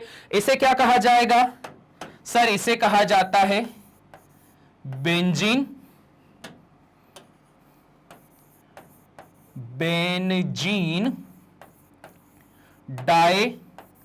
डायअज़ोनियम क्लोराइड, और आगे आपकी श्रद्धा भक्ति आपने सॉल्ट लिखना है तो लिख दो, बेंजीन डायज़ोनियम क्लोराइड सॉल्ट बना देगा। अब इस बेंजीन डायज़ोनियम क्लोराइड सॉल्ट के साथ में क्या किया जाता है कि सर कुछ भी करके इसको आपने बना तो दिया, अब ये हाईली रिएक्टिव है, अब मेन काम क्या है, सर वहां कार्बन लाना है, मेन काम क्या है, कार्बन लेकर आना है। कार्बन लाने के लिए यहां पे one of the best reaction जो आपको मैंने सिखाई थी, दो ही मैंने सबसे इंपॉर्टेंट रिएक्शन सिखाई है इसके अंदर, सिखाई पूरी है, दो के ऊपर बहुत फोकस करके रखा था। एक तो सेंडमेयर रिएक्शन जिसमें मैं बोल बोल के तुम लोगों से परेशान हो गया कि सेंडमेयर बहुत इंपॉर्टेंट है, और दूसरी रिएक्शन कौन सी रहती है आपके पास में, डायज़ोनियम रिएक्शन, जो कि तुम लोग देखते नहीं हो क्योंकि बोलते हो कि सर डायज़ोनियम क्लोराइड तो इतना कोई इंपॉर्टेंट रहता नहीं है, ठीक है, पर हर बार वो क्वेश्चन में आएगा ही आएगा। तो आपने यहां पर क्या करके रखा हुआ है, डायज़ोनियम क्लोराइड को लिया है, ठीक, अब यहां पर क्या करवा दिया आपने, लगा दिया यहां पर सेंडमेयर्स रिएक्शन। सेंडमेयर रिएक्शन किसके प्रेजेंस में होती है, CuCN कॉपर साइनाइड या फिर पोटेशियम साइनाइड। सिल्वर साइनाइड के रिस्पेक्ट में हाथ जोड़कर निवेदन है मत करना, क्योंकि सिल्वर साइनाइड में सिल्वर जो होता है एक हैवी मेटल होने की वजह से वो साइनाइड ग्रुप नहीं बनाता है, वो आइसोसाइनाइड का फॉर्मेशन कर लेगा, और मुझे आइसोसाइनाइड नहीं चाहिए, ठीक है, मुझे आइसोसाइनाइड नहीं चाहिए, मैं कोई हाइड्रोजाइन या हाइड्रोजोन नहीं बना रहा हूं, तो सिल्वर साइनाइड मत लेना। शुरुआत में कॉपर साइनाइड या पोटेशियम साइनाइड को ही यूज किया जाएगा। कॉपर साइनाइड या फिर पोटेशियम साइनाइड को यूज करने की वजह से जो आपका डायअज़ोनियम सॉल्ट होता है, इस डायअज़ोनियम सॉल्ट में से आपके पास में नाइट्रोजन गैस हो जाती है बाहर, जो कि सबसे ऑब्वियस है, गैसेस हैं, हाई एंट्रोपी होने की वजह से गैस का मॉलिक्यूल सबसे पहले बाहर निकलता है, इसलिए इस पूरे चैप्टर में आप हमेशा डायज़ोनियम सॉल्ट बनाने के पीछे पड़ते हो ताकि जल्दी से ये बाहर हो जाए। सपोज चाहे आप कॉपर साइनाइड के साथ कराओ या पोटेशियम साइनाइड के साथ करवाओ, जिसके साथ भी करवाओगे पॉजिटिव आयन निकलेगा, ये पॉजिटिव आयन इस Cl नेगेटिव को खा जाएगा। जैसे यहां पर खा जाएगा तो यहां पर अब क्या हो चुका है, यहां साइनो ग्रुप आ चुका है, तो इसको क्या कहा जाएगा, ये बेंजीन का नाइट्राइल ग्रुप हो जाएगा, बेंजीन नाइट्राइल हो जाएगा। अब इस नाइट्राइल की कहानी क्या होती है, सर कार्बन और नाइट्रोजन ट्रिपल बॉन्ड में प्रेजेंट रहते हैं। तो ये वाली कहानी हो गई। अब आप बोलोगे सर यहां पर ये वाली कहानी हो गई, मुझे दिखाई दे रहा है कि ये बनने वाला है। मुझे क्या दिखाई दे रहा है? ये बनने वाला है। कैसे बनेगा? दो तरीके, या तो इसका सीधा सीधा ऑक्सीडेशन करवा दो, ठीक है। तो ऑक्सीडेशन जब करवाओगे तो ये ध्यान रखना, ये अमाइड ग्रुप का फॉर्मेशन करेगा, नाइट्रोजन फिर भी स्टेबल नहीं होने वाला। तो इस वजह से यहां पर क्या किया जाता है? यहां पर करवाया जाता है इसका hydrolysis in the presence of H3O positive. Hydrolysis करने पर क्या होता है? नाइट्रोजन यहां मौजूद H पॉजिटिव से क्या होगा? बैलेंस हो जाता है। नाइट्रोजन के पास लॉन पेयर है ना, तो नाइट्रोजन जो होता है हाइड्रोजन के साथ बैलेंस होकर अगेन अमोनिया गैस को निकाल देता है बाहर, और जितनी सारी ऑक्सीजन है सारे के सारे इस कार्बन को काउंटर करने में लग जाते हैं और यहां पर बना देते हैं C डबल बॉन्ड O और यहां पर बना देते हैं H। तो ये क्या बन चुका है सर? ये बन चुका है हमारे पास में बेंजोइक एसिड। कैसे बना? ये बना हुआ है नाइट्रो बेंजीन से। ये लीजिए जी, हो गया क्वेश्चन। क्लियर हो गई बात? इजी है। चलिए इसी बात पे इसका भी स्क्रीनशॉट लीजिए। ठीक है जी, क्वेश्चन नंबर 8 हो चुका है, डन। बढ़ते हैं क्वेश्चन नंबर 9 पे। अब देखो क्वेश्चन नंबर 9 ने क्या कहानी बनाई है, जरा समझ लेते हैं। क्वेश्चन नंबर 9 बोलता है कि कोई ऐसा केमिकल टेस्ट बताओ जिससे कि एनिलीन और इथाइलेमाइन को अलग कर दिया जाए। ओके जी, बिल्कुल बता देते हैं, बहुत ही ज्यादा आसान है। अगर आप बात करते हो एनिलीन की, तो एनिलीन क्या होता है सर? एनिलीन होता है ऐसा कुछ जहां बेंजीन के ऊपर क्या होगा? NH2 होता है। तो सर ये होता है आपके पास में एनिलीन ग्रुप। और अगर आप बात करते हो यहां पर इथाइलेमाइन की, तो इथाइलेमाइन हमारे पास में क्या होता है? जब कभी भी आपके पास CH3 CH2 एंड NH2 ये ऐसा कुछ प्रेजेंट हो तो इसको क्या कहा जाता है? इथाइल अमाइन, या आप कंटिन्यूअसली में उसको क्या बोल देते हो? इथाइलेमाइन बोल देते। That's it. अब देखो यहां सिचुएशन क्या होगी, एनिलीन और इथाइलेमाइन की बात की जाए तो दोनों में फर्क इस बात का आता है कि जहां एनिलीन एक एरोमेटिक ग्रुप के साथ में जुड़ा हुआ है और इस एरोमेटिक ग्रुप के अंदर रखा हुआ जो ये कार्बन है ये आपके पास में sp2 हाइब्रिडाइज्ड है, हाई इलेक्ट्रोनेगेटिविटी है, साथ ही साथ में अल्फा हाइड्रोजन भी एब्सेंट है। इतनी सारी चीजें हैं यहां पे, जबकि अगर आप बात करते हो यहां पे तो यहां पर ऐसा कुछ भी दिखाई नहीं दे रहा है कि sp2 हाइब्रिडाइज्ड है, हाईली इलेक्ट्रोनेगेटिव है, अल्फा हाइड्रोजन एब्सेंट है, ऐसा कुछ भी दिखाई नहीं दे रहा है। तो ऐसी सिचुएशन पे क्या होता है कि एनिलीन जो होते हैं एक बहुत ही ज्यादा इंपॉर्टेंट टेस्ट परफॉर्म करते हैं, जो टेस्ट कहलाता है डायअज़ोटाइजेशन, जिसमें क्या होगा? ये डायज़ोनियम सॉल्ट का फॉर्मेशन कर लेते हैं। ठीक है, मैं पहले लेक्चर से बोलते आ रहा हूं कि डायज़ोनियम सॉल्ट बहुत ज्यादा इंपॉर्टेंट है। तो यहां पर क्या होगा? एनिलीन का जब कभी भी डायअज़ोटाइजेशन किया जाएगा इन the presence of NaNO2 plus HCl, साथ ही क्या होगा? 273 केल्विन से 278 केल्विन, इनके बीच में टेम्परेचर को रखा जाएगा। तो आपके पास में क्या हो जाएगा? डायअज़ोनियम सॉल्ट का फॉर्मेशन हो जाएगा। डायअज़ोनियम सॉल्ट क्या होता है आपके पास में? N2Cl। बस इतना सा करना है। जबकि अगर इसका आप डायअज़ोटाइजेशन करवाने पे जाओ NaNO2 प्लस HCl और साथ ही साथ में वही टेम्परेचर रेंज बिटवीन 273 से 278 केल्विन, तो यहां पे रिएक्शन परफॉर्म नहीं होती है। तो बस इतना सा डिफरेंस होगा, दैट्स इट, और कुछ भी नहीं करना है। और अगर आपको प्रॉपर इसका मैकेनिज्म जानना है तो मैं पहले बोल चुका हूं, ऑलरेडी मैंने लेक्चर बना के रखा हुआ है, उसके अंदर एक एक पॉइंट को मैंने डिफाइन करा हुआ है। ठीक है जी, क्लियर हो गई बात? तो जरा फटाफट से अब इसका भी स्क्रीनशॉट लीजिए।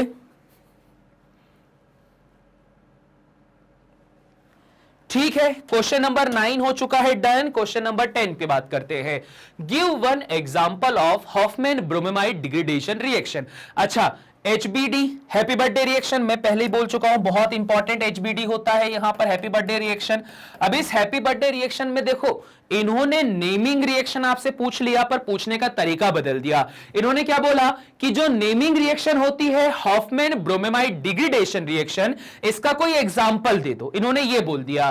कई बार ये डायरेक्ट ऐसा लिख देते हैं एक्सप्लेन और नीचे क्या लिख देंगे HBD हॉफमैन ब्रोमेमाइड डिग्रेडेशन, ठीक है। और अगर इन्होंने एक्सप्लेन विथ मैकेनिज्म बोला तो आपको मैकेनिज्म पूरा लिखना पड़ेगा, बट क्वेश्चन में क्या पूछा है सिर्फ एक एग्जांपल दो, तो यहां पर मैकेनिज्म नहीं लिखना, ठीक है, इस बात का ध्यान रखो।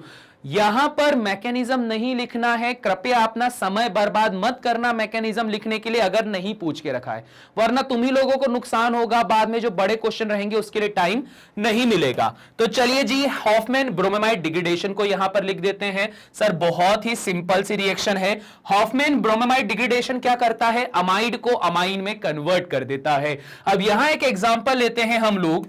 सपोज हमारे पास में कंपाउंड है CH3 CH2 C double bond O and NH2, तो इसको क्या कहा जाएगा, इसको कहा जाएगा कि सर यहां पर 3 कार्बन है, तो मिथ इथ प्रोप, तो प्रोपेन है और उसके साथ में अमाइड है, तो ये क्या कहलाएगा, प्रोपेनेमाइड कहलाएगा। तो आप यहां पर बोलोगे कि सर हमारे पास में रखा हुआ है प्रोपेनेमाइड ग्रुप, ठीक है जी।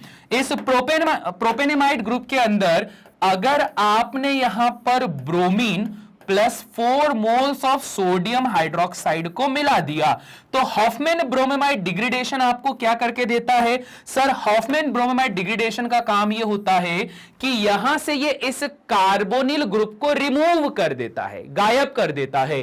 तो आपके पास में यहां से ये कार्बन गायब होगा, एक कार्बन को कम कर दिया जाए और उसकी जगह पर क्या होता है, आपके पास अब एक प्राइमरी अमाइन बन जाएगा CH3 CH2 एंड NH2।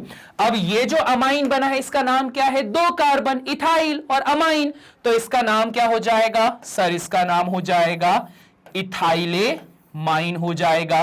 ये लीजिए, अगर आपके पास में इथाइलेमाइन बना है, जब आपने कार्बोनिल ग्रुप को गायब करा तो कार्बोनिल ग्रुप कहीं ना कहीं तो जाएगा, जो C डबल बॉन्ड O होता है कार्बोनिल ग्रुप, वो कन्वर्ट हो जाता है सोडियम कार्बोनेट में, दैट इज Na2CO3।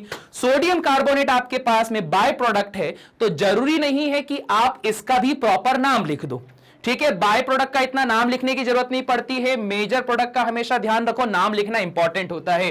जैसे मेजर प्रोडक्ट यहां पे क्या था, प्रोपेनेमाइड, और यहां पर मेजर आपके पास में क्या है, यहां पर इथाइलेमाइन है, बाकी सब बाय प्रोडक्ट है, साइड में पटको। सोडियम कार्बोनेट बनेगा plus 2 moles of sodium bromide बन जाएगा प्लस 2 मोल्स ऑफ वाटर का मॉलिक्यूल यहां पे फॉर्म हो जाएगा। तो इसे क्या कहा जाता है, हॉफमैन ब्रोमेमाइड डिग्रेडेशन। बहुत सिंपल सी रिएक्शन है, क्लियर हो गई बात। क्या करना है, बस HBD जहां दिखाई दे हैप्पी बर्थडे रिएक्शन, अमाइड को अमाइन में बदलना है। कैसे बदलना है, बीच में से C डबल बॉन्ड O को गायब कर देना है।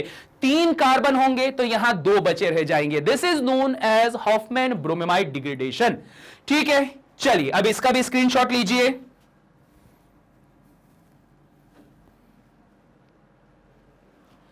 ठीक है जी, क्वेश्चन नंबर 10 डन।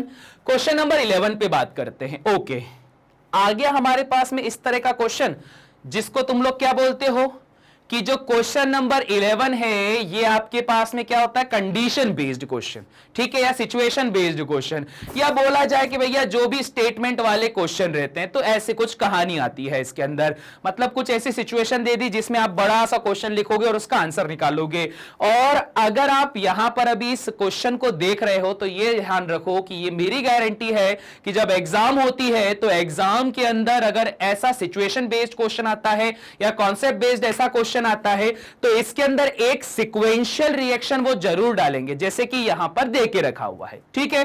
चलो बढ़ते हैं आगे। क्वेश्चन पूछता है कि हमारे पास में कोई कंपाउंड X है, ठीक है, जिसका मॉलिक्यूलर फॉर्मूला C3H7NO है। मुझे नहीं पता क्या है, नाइट्रोजन और ऑक्सीजन प्रेजेंट है, तो झूठ क्या बोलूं, मुझे पता है अमाइड है। नाइट्रोजन और ऑक्सीजन इतना सारे कार्बन के साथ मिलकर क्या बनाता है, अमाइड बनाता है, पता है। सबको पता है, तुम लोगों को भी अब से पता चल जाएगा जब ऐसा कुछ दिखाई दे तो ये अमाइड ही बनाएगा, इसके अलावा अमाइन तो बना ही नहीं सकता। अमाइन तब बनाता जब सर कुछ वहां पर ऑक्सीजन नहीं होता, हाइड्रोजन हाइड्रोजन होता, तब बनाता अमाइड। ये क्या बना रहा है? अमाइड बना रहा है, पता है सबको, ठीक है। इस अमाइड को किसके साथ रिएक्ट करवाया है? ब्रोमीन और पोटेशियम हाइड्रोक्साइड, ब्रोमीन और पोटेशियम हाइड्रोक्साइड। और साथ ही साथ इस अमाइड को देखकर आपको ख्याल आया कि सर पहली जो रिएक्शन यहां पर बनेगी वो आपके पास में आपकी हैप्पी बर्थडे रिएक्शन बनने वाली है, हॉफमैन ब्रोमीमाइड डिग्रेडेशन। इन सबके साथ में अगर आप रिएक्शन करवाते हो तो रिएक्शन करवाने पे आपको क्या मिलता है?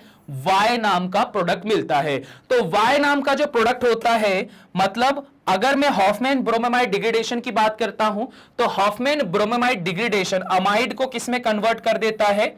सर ये अमाइन में कन्वर्ट कर देता है। तो आपका अमाइड क्या बन गया? अमाइन बन गया। एक कार्बन के लॉस के साथ में 3 कार्बन थे, यहां 2 कार्बन बचे रह जाएंगे। The compound Y reacts with HNO2। जो कंपाउंड Y है वो HNO2 के साथ में रिएक्शन करता है, जो कि क्या कहलाता है? नाइट्रस एसिड कहलाता है।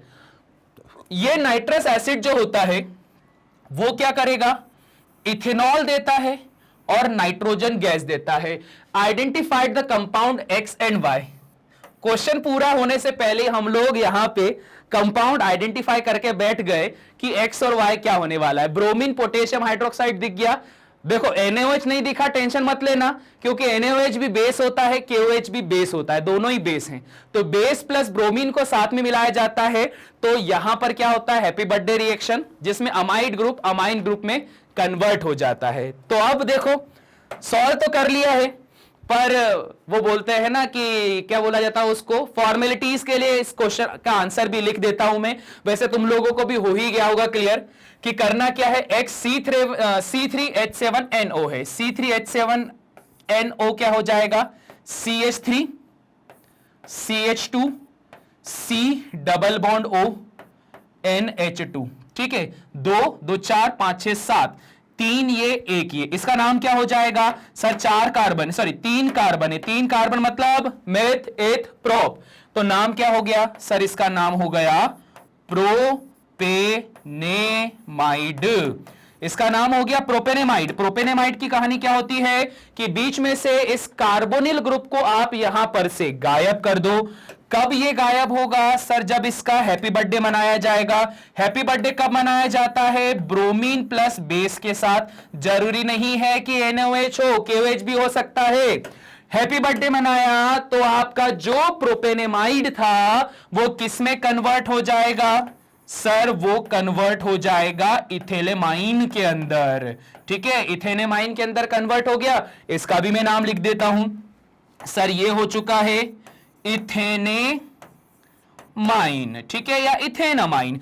इथेनेमाइन या इथेमाइन बन चुका है हमारे पास में। अब इसमें क्या बोलोगे? सर ये रहा आपके पास में X, ये रहा Y। पर बात वही है, क्वेश्चन को अधूरा नहीं छोड़ना है, नंबर पूरे चाहिए, नंबर पूरे चाहिए, क्वेश्चन अधूरा नहीं छोड़ना है, तो गाड़ी को और बढ़ाया जाए आगे। अब आप यहां पर क्या मिलाओगे? सर आप मिलाओगे nitrous acid, that is HNO2, ये मिला दिया।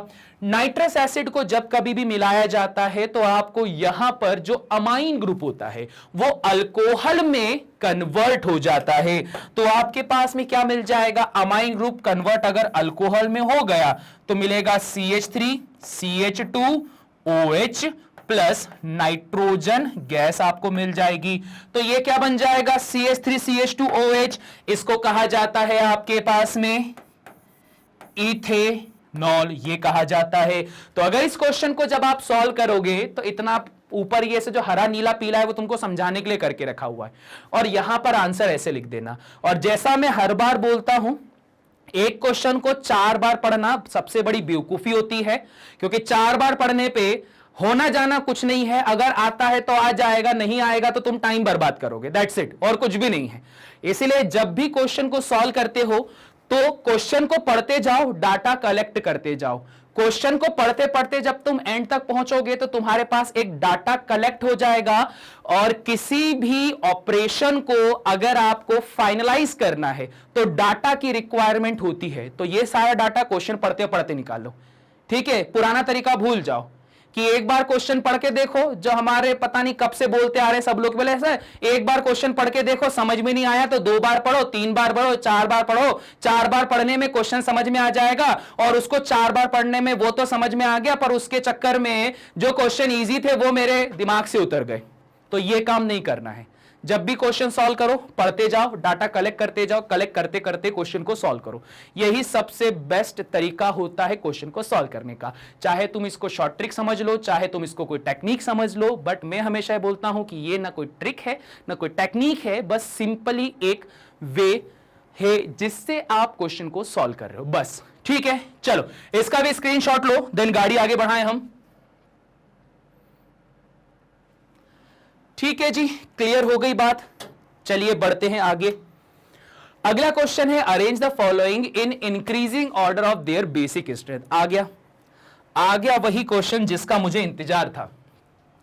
यही वो क्वेश्चन है जिसने पूरे अमाइन चैप्टर में हर किसी का जीवन बर्बाद करके रखा हुआ है, क्योंकि ये वाला जो कॉन्सेप्ट है ना, ये आज तक के सभी कॉन्सेप्ट को हिला देता है। कैसे हिला देता है जरा समझना।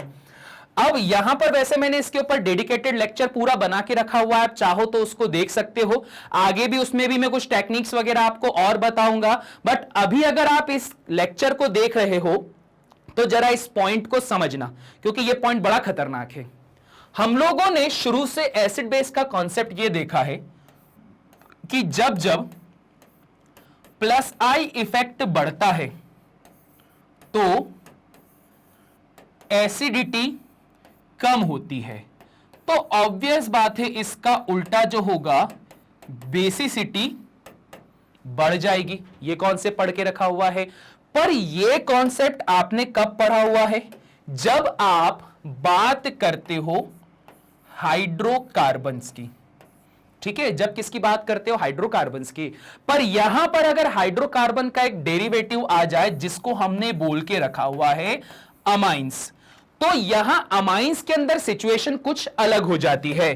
क्योंकि यहां आपको एक पॉइंट ध्यान देना है कि अगर अमाइन आपके पास में गैसियस फॉर्म में है, जो कि जनरली होते नहीं है, ठीक है, जो कि आपको जनरली क्वेश्चन नहीं पूछा जाएगा, पर स्पेसिफिकली अगर इन्होंने लिख दिया कि अमाइंस आपके पास गैसियस फॉर्म पे हैं, तो गैसियस फॉर्म के अंदर आपको लिखना है कि 3 डिग्री, 2 डिग्री, 1 डिग्री। जैसा कि हर बार चलता है कि 3 डिग्री वाले ज्यादा आपके पास में बेसिक कैरेक्टरिस्टिक के होंगे, क्योंकि 3 डिग्री वाले के अंदर क्या होता है, ये 3 ऐसे ग्रुप होते हैं जो इलेक्ट्रॉन डोनेटिंग नेचर जनरेट करवाते हैं, जिस वजह से प्लस आई बढ़ता है।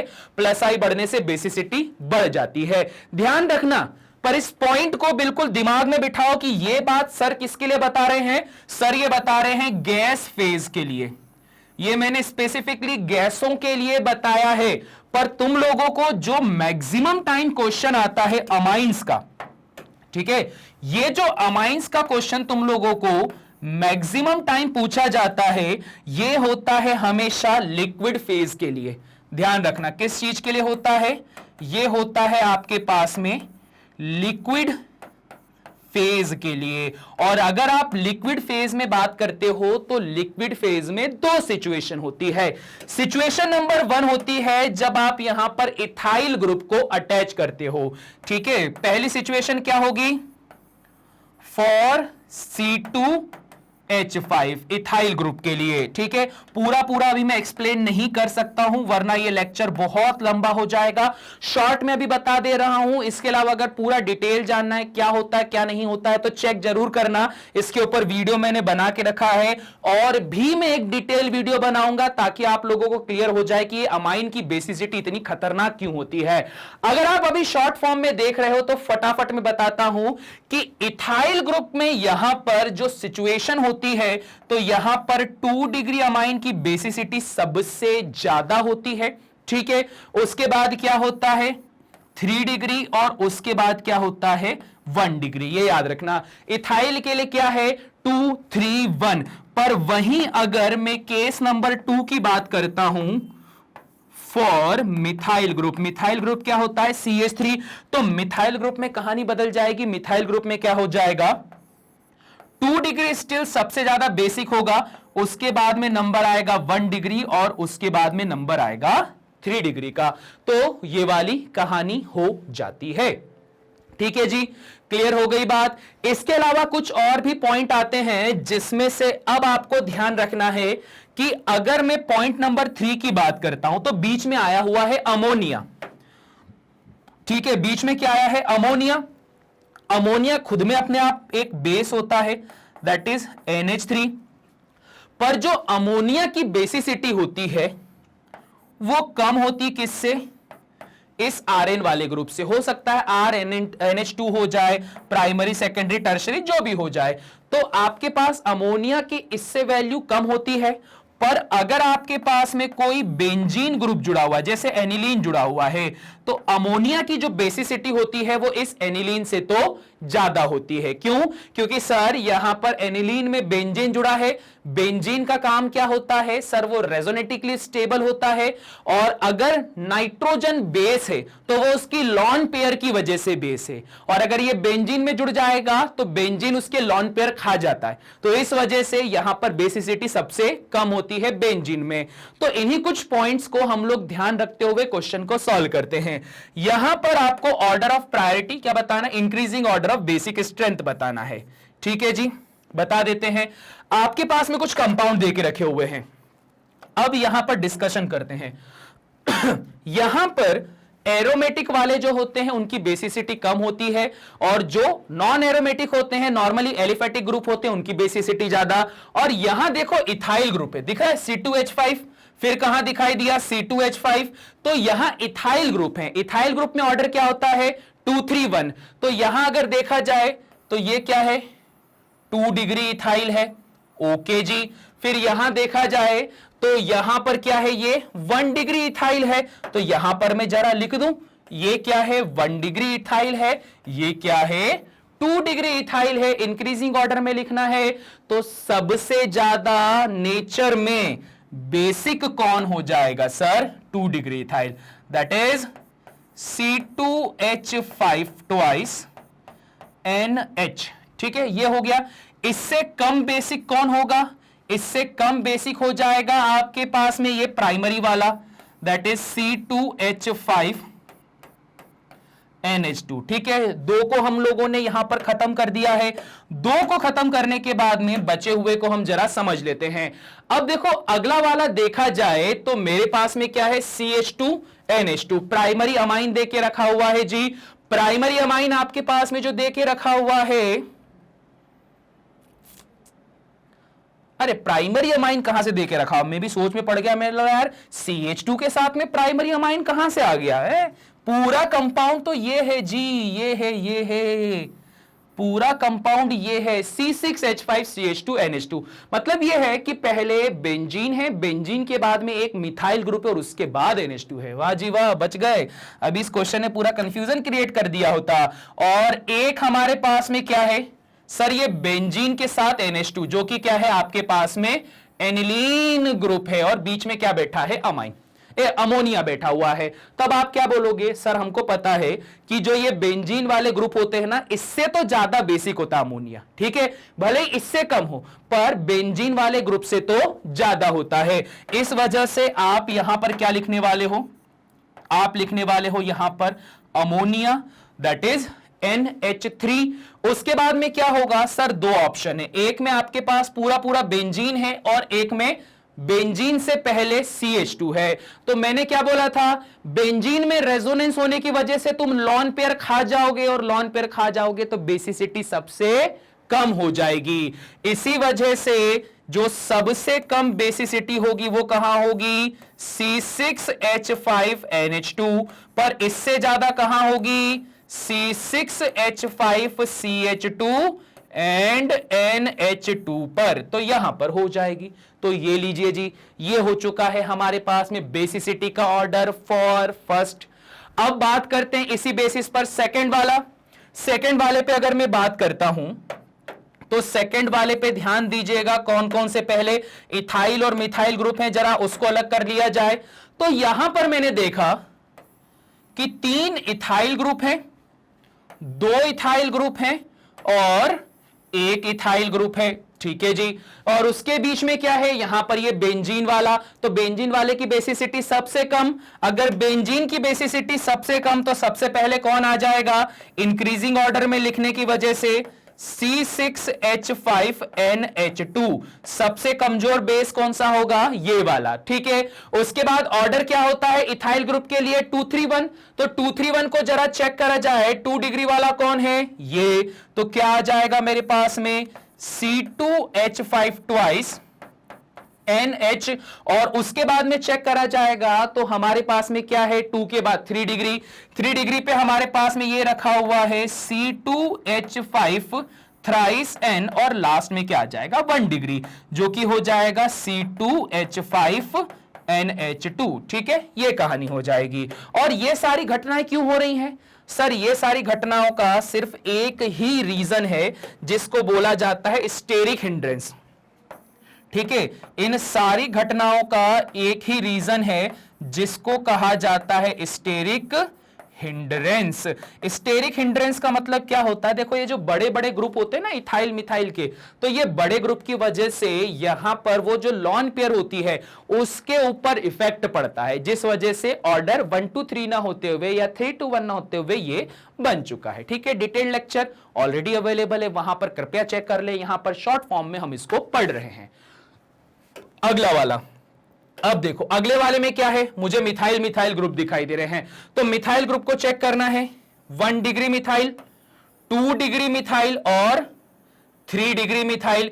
इसके अलावा यहां पर क्या है आपके पास में, यहां पर ये C6H5NH2 एनिलीन है, और यहां पर देखा जाए बेंजीन के साथ में मिथाइल के साथ अमोनिया ग्रुप प्रेजेंट है, या बोला जाए phenyl methyl amine group present है। तो अब क्या होगा सर, ये भी बहुत आसान सा है, आप ही ने यहां पर हमें सिखा के रखा हुआ है कि सबसे कमजोर कौन है, सबसे कमजोर बेंजीन ग्रुप है।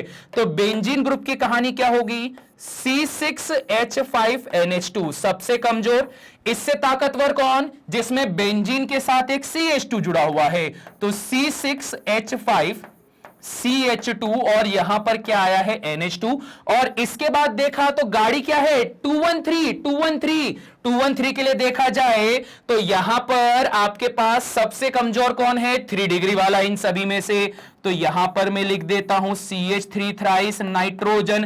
फिर उसके बाद कौन आएगा 1 डिग्री, 1 डिग्री में कौन आएगा CH3NH2, और सबसे ज्यादा बेसिक कौन हो जाएगा CH2 ट्वाइस NH, ये हो जाएगा। तो ये हो जाएगा इन तीनों के लिए बेसिसिटी का ऑर्डर। ठीक है जी, क्लियर हो गई बात, इजी है, चलो ये याद रखना, तो ये कहानी आसान हो जाएगी। चलिए इस बात पे जरा इसका स्क्रीनशॉट लीजिए। ठीक है जी, ये भी हो चुका है क्लियर। बढ़ते हैं अगले क्वेश्चन की तरफ। अगला क्वेश्चन हमें ये बोलता है कि गिव रीजन, रीजन बताइए कि जो मिथाइलेमाइन होता है अगर वाटर के साथ रिएक्ट करता है, methylamine in water reacts with ferric chloride. Ferric chloride अच्छा क्या होता है, फेरिक क्लोराइड आपके पास में होता है FeCl3, तो ये क्या बनाता है प्रेसिपिटेट ऑफ फेरिक हाइड्रोक्साइड, जो कि क्या होता है FeOH थ्राइस। तो ये बोलता है कि मिथाइलामाइन अगर वाटर के अंदर रिएक्शन करता है तो ऐसा क्या होता है कि फेरिक क्लोराइड जो है वो फेरिक हाइड्रोक्साइड दे दे। ठीक है, मतलब एक ऐसा क्वेश्चन जहां ऑर्गेनिक और इनऑर्गेनिक दोनों एक साथ कंबाइन हो गए, बहुत इजी है। अब देखो इस क्वेश्चन में करना क्या रहता है, जो मिथाइलामाइन है, मिथाइलामाइन क्या होता है आपके पास में CH3NH2 with a lone pair, ये वाली कहानी हो जाती है। इस मिथाइलामाइन को जब वाटर के साथ में आप रिएक्ट करवाते हो तो अच्छा ये अमाइन है, तो अमाइन का नेचर यहां पर क्या हो जाएगा आपके पास में बेस हो जाएगा, और अगर आप वाटर के साथ इसको रिएक्ट करवाते हो तो आपको पता होना चाहिए पानी जो होता है वो एक ऐसा कंपाउंड है जो एसिड के साथ मिलाने पर बेस की तरह बिहेव करता है और बेस के साथ मिलाने पर एसिड की तरह बिहेव करता है। ये दोनों ही तरीके से रिएक्शन करने में कैपेबल है। अगर ये आपके पास एनिलीन बेस हुआ तो अगर आपने इसको पानी के साथ मिलाया तो ये जो वाटर है ना पानी के साथ एसिड की तरह बिहेव करने लग जाएगा। अगर ये एसिड की तरह बिहेव करेगा बॉन्ड ब्रेक होगा, H पॉजिटिव OH नेगेटिव। ये जो H पॉजिटिव है किसे अप्रोच करेगा, इस नाइट्रोजन को अप्रोच कर देगा। तो इस वजह से आपके पास में जो कंपाउंड बनेगा वो क्या बन जाएगा, CH3 NH3 और इसके ऊपर पॉजिटिव चार्ज। अच्छा, यहां पर पॉजिटिव चार्ज आ गया, मतलब ये क्या बन गया, बेस का कॉन्जुगेटेड फॉर्म बन गया। तो ये फॉर्म आपके पास में क्या कहलाया, कॉन्जुगेटेड एसिड कहलाया। जैसे ही आपके पास में ये कॉन्जुगेटेड एसिड का फॉर्मेशन हो गया तो आपके पास में क्या रिलीज हुआ है सर, आपके पास रिलीज हुआ है हाइड्रोक्साइड ग्रुप। ठीक है, हाइड्रोक्साइड ग्रुप रिलीज हुआ। अब पानी के अंदर ही ये सारी रिएक्शन चल रही है, आपके पास अमाइन भी वहीं पर रखा है, हाइड्रोक्सी आयन भी वहीं पर रखा हुआ है। तो अब यहां सिचुएशन ये होगी कि जब कभी भी आप फेरिक क्लोराइड को लेकर आते हो, दैट इज FeCl3, यहां पर अगर मैं इसके ऑक्सीडेशन स्टेट की बात करता हूं तो आयरन क्या होता है +3 और क्लोरीन क्या होता है मेरे पास में +1, ये वाली कहानी होती है।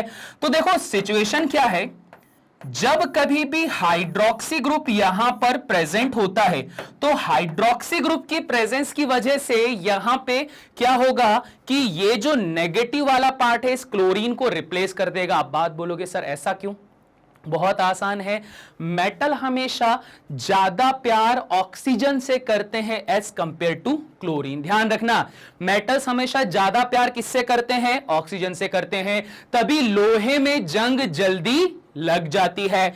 इसी वजह से क्या होगा कि यहां भी सेम रिएक्शन होगी, FeCl3 3 moles of OH negative के साथ में रिएक्शन करेगा और क्या बना देगा आपके पास में FeOH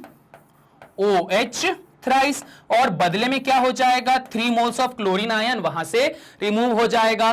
तो इस तरह से यहां पर जो कंपाउंड होगा वो क्या हो जाएगा कि यहां पर तो आपके पास में रखा हुआ था फेरिक क्लोराइड, ठीक है जी, यहां पर क्या रखा हुआ था, फेरिक क्लोराइड रखा हुआ था, जिससे कि आपके पास में क्या बन जाएगा सर, आपके पास में बन जाएगा फेरिक हाइड्रोक्साइड।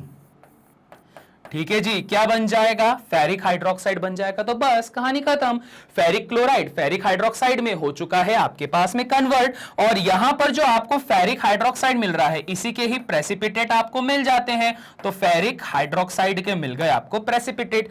तो बस इतनी सिंपल सी केमिकल रिएक्शन है। ठीक है, आयरन के साथ में कंपैटिबिलिटी ज्यादा होती है ऑक्सीजन की as compare to chlorine, because nature में बात की जाए तो क्लोरीन बहुत सारे इलेक्ट्रॉन कंटेन करके बैठा हुआ है, आयरन जो होता है क्लोरीन से कम इलेक्ट्रॉन कंटेन करके बैठा हुआ है, स्टेबलाइजेशन ज्यादा, सेकंड ऑर्बिट की कहानी थर्ड ऑर्बिट तक जाती है। तो थर्ड ऑर्बिट में ऑब्वियस बात है न्यूक्लियस के बीच की डिस्टेंस बढ़ती है इलेक्ट्रॉनों से, तो फोर्स ऑफ अट्रैक्शन कम हो जाता है। ठीक है, बहुत सारी बात बोल दी। चलिए क्वेश्चन नंबर 13 स्क्रीनशॉट लीजिए।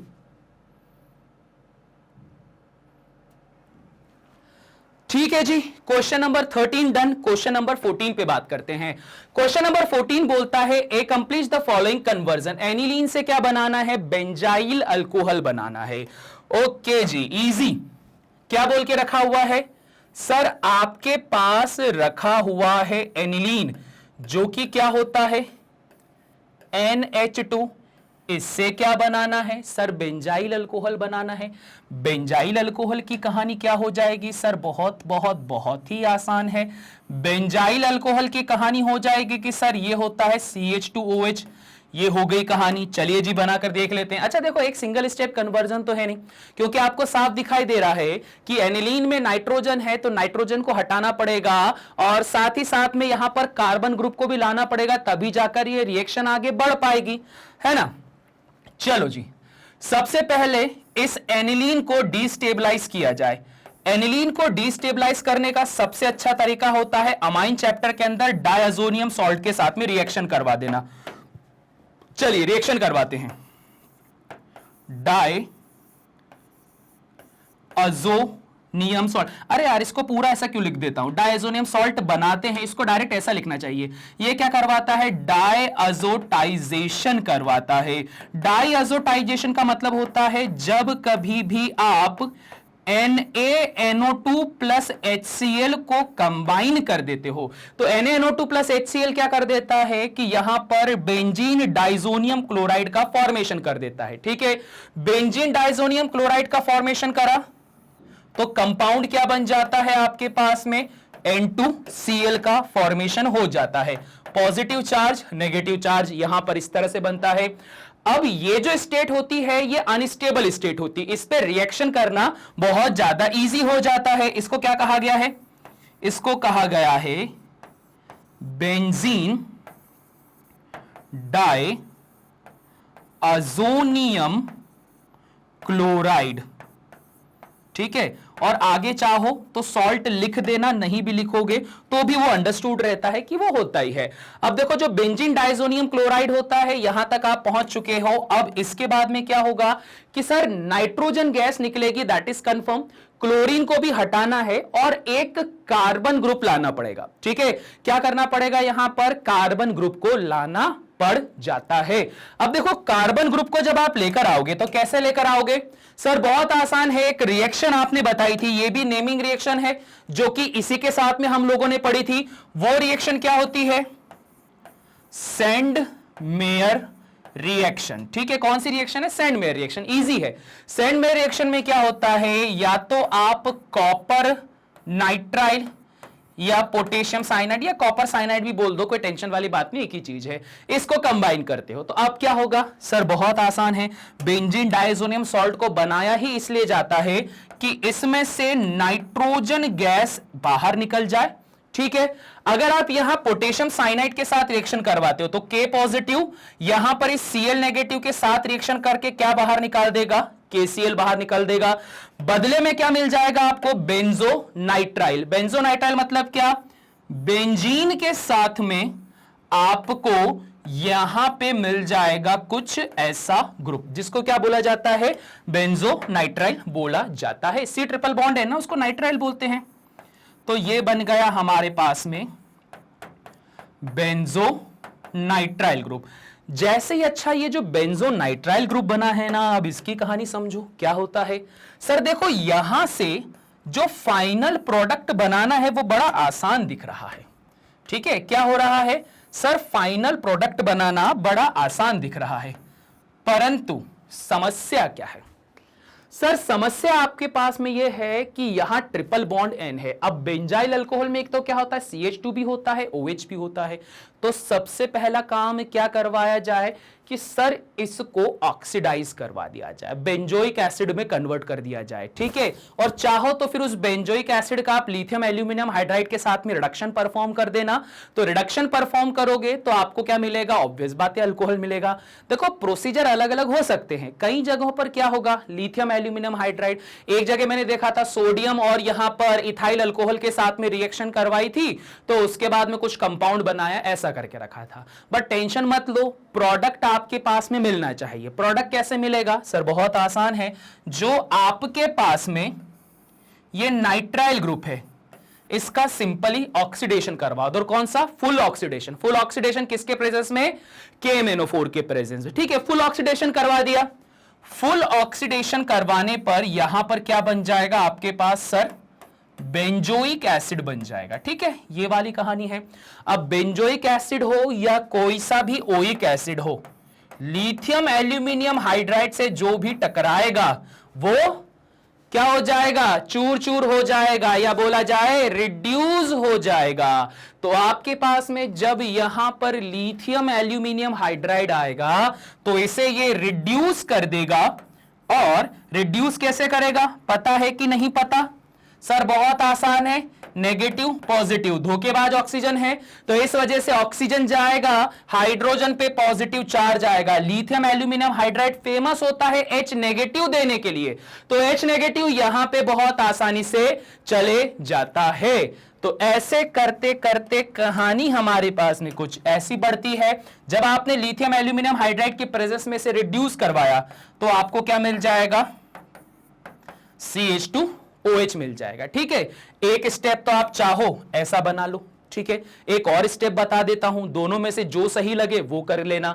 यहां पर क्या होगा कहानी कि अगर आपने यहां C ट्रिपल बॉन्ड N बना के रखा है, ठीक है, एक और तरीका बता रहा हूं मैं, यहां पे आप एक काम करते हो कि यहां इसको रिड्यूस करवाते हो, मतलब हाइड्रोजनेशन परफॉर्म करवा देते हो।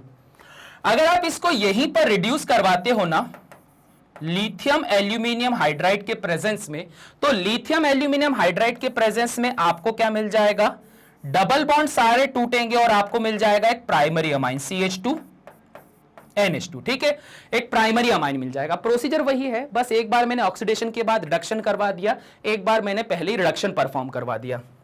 रिडक्शन परफॉर्म करवाओ, नाइट्रस एसिड डालो, HNO2। HNO2 क्या कर देता है, यहां पे इस नाइट्रोजन को बाहर निकालता है और कन्वर्ट कर देता है किसके अंदर, वो कन्वर्ट कर देता है इसे अल्कोहल के अंदर। देखा था ना, प्राइमरी अल्कोहल है, HNO2 को ये किस में कन्वर्ट कर देगा, CH2OH। तो दो तरीके हैं आपके पास में, दोनों में से जो चाहो कर लो। यहां ऑक्सीडेशन करवा के कार्बोक्सिलिक एसिड बनाओ, लिथियम एल्यूमिनियम हाइड्राइड से उसका इथाइल क्या कर देंगे, यहां पे क्या बनाया था, benzyl alcohol, ethyl bromide, benzyl alcohol बनाओ, या इसका रिडक्शन करवा के यहां इसको पहले प्राइमरी अमाइन बनाओ, प्राइमरी अमाइन में HNO2 मिलाकर उसको क्या कर दो, यहां पे CH2OH में कन्वर्ट कर दो, ये आपके ऊपर है, ठीक है। और अगर यहां पर मैंने हैप्पी बर्थडे रिएक्शन लगा दी होती तो क्या होता, या यहां पर क्या बोल रहा हूं, यहां पर कहां होती है हैप्पी बर्थडे रिएक्शन, अगर यहां हैप्पी बर्थडे रिएक्शन लगा दी होती तो बीच का ग्रुप गायब हो जाता, जबकि हमें क्या बनाना है, अल्कोहल बनाना है। तो ये देखो, इस तरीके से भी आप अल्कोहल बना सकते हो, इस तरीके से भी आप अल्कोहल बना सकते हो, सिंपल, ठीक है जी। चलिए इसका भी स्क्रीनशॉट लीजिए।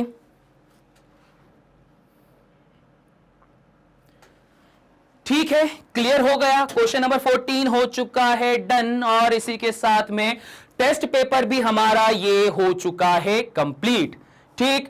और इसी टेस्ट पेपर के कंप्लीट होते होते ही दो टेस्ट पेपर आप लोगों के सामने हैं। आई होप सो अभी तक आप लोगों ने सारे सॉल्व कर लिए होंगे। जो मोस्ट इंपॉर्टेंट टॉपिक्स होते हैं जो आपको एग्जामिनेशन में पूछे ही जाते हैं और किसी ना किसी तरीकों से घुमा फिरा के पूछे जाते हैं, तो यहां पर ऐसे क्वेश्चंस को डालने की कोशिश की गई है। जैसे ही आपने देखा ना इस चैप्टर में फर्स्ट वाला क्वेश्चन भी सेम ऐसा ही था, कितना खतरनाक सा था तो एमसीक्यू पर सॉल्व कितना सारा करा था हमने उसको। तो ऐसी कुछ सिचुएशन होती है, ठीक। तो बस फिर इसी नोट के साथ में करते हैं लेक्चर को एंड, पर एंड करने से पहले मत भूलना वीडियो को लाइक, चैनल को सब्सक्राइब और साथ ही साथ में शेयर करना। क्यों? क्योंकि आपको पता ही है कि सिर्फ मैग्नेट ब्रेन्स पर ही मिलता है आपको 100% फ्री क्लासेस, किंडरगार्टन से लेकर क्लास 12th तक के लिए। तो इसी नोट के साथ में करते हैं लेक्चर को एंड, मिलते हैं नेक्स्ट लेक्चर में, तब तक के लिए सभी को टाटा बाय बाय।